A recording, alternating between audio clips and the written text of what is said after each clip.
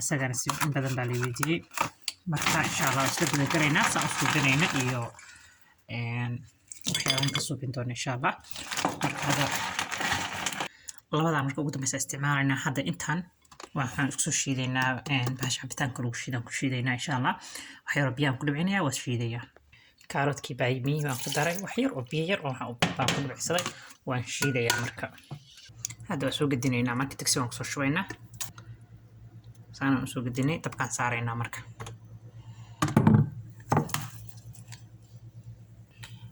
طبعا صارينا وسوكرنا بياكل ما درينا محاكو حيا لي فاميو أساعد عالة برفنا وقها يجا مركز تسوق قاقدنا وصور عقينا سوكرنا انت عبار نوكر سميسي سان هذا مخنوق بضيو محاكو دريا أوليف أويل أورجانيك دحدان u galinaynaa